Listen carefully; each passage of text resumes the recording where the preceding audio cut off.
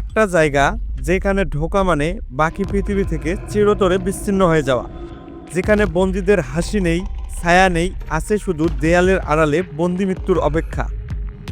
এটা কোনো সাধারণ কারাগার না, এটা হলো সিকট। এল সালভাডোরে অবস্থিত বিশ্বের সবচেয়ে বড় এবং সবচেয়ে বিতর্কিত মেগা কারাগার। 2023 সালে উদ্বোধন করা এই জেলখানাটি তৈরি করা হয়েছে মূলত দেশের সবচেয়ে বিপজ্জনক গ্যাং সদস্যদের জন্য, যাদের বিরুদ্ধে রয়েছে খুন, ডাকাতি, চাঁদাবাজি আর মাদক পাচারের শত শত অভিযোগ। এই কারাগারে বন্দীদের কোনো ব্যক্তিগত কক্ষ নেই। একসাথে কয়েকশো বন্দী রাখা হয় এক একটা সেলে। শুয়ে থাকার মতো বিছানাও নেই। খাবার দিনে মাত্র 2 বার, আর পরিবার বা বাইরের জগতের সঙ্গে যোগাযোগ একদম নিষিদ্ধ।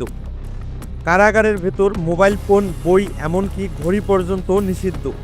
বন্দীরা জানেই না দিন রাত কখন। তাদের জীবন এখন একটাই নিয়ম জানে, আদেশ মানো, না হলে নিঃশেষ হও। এল সালভাডোরের প্রেসিডেন্ট নাইব বুকেলি এই কারাগার নির্মাণের মূল পরিকল্পনাকারী।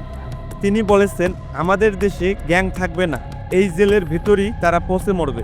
They say globalism comes to die at CPAC. কঠোর এই অবস্থানের ফলে শুধুমাত্র 1 বছরের মধ্যে দেশের খুনের হার 50%-এর বেশি কমে গেছে। অনেকে বলেছে প্রেসিডেন্ট বুকেলি হচ্ছেন দেশের নায়ক, যে কাজ অন্য কেউ করতে পারেনি তিনি তা করেছেন। এমনকি কিছু মানুষ তাকে বিশ্বের সবচেয়ে কঠোর কিন্তু কার্যকর নেতা বলে অভিহিত করেছেন।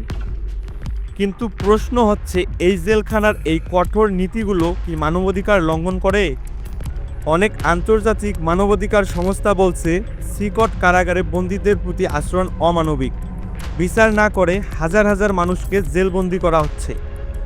শুধু সন্দেহের বশে গ্রেপ্তার, বেপরোয়া পুলিশি অভিযান, সব মিলিয়ে এটা নাকি একটা বড় বন্দি শিবির।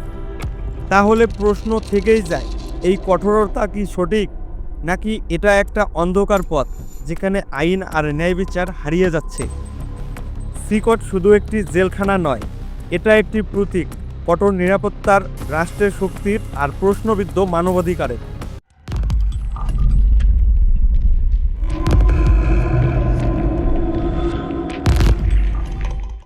আপনার মতে কি এই জেলখানা বিশ্বের জন্য আদর্শ, নাকি ভয়ানক এক সতর্কবার্তা? ভিডিওটি ভালো লাগলে লাইক দিন, কমেন্টে জানান আপনি কি বুকেলির কঠোর নীতিকে সমর্থন করেন। আর এমন তথ্যভিত্তিক ভিডিও পেতে সাবস্ক্রাইব করুন। ধন্যবাদ।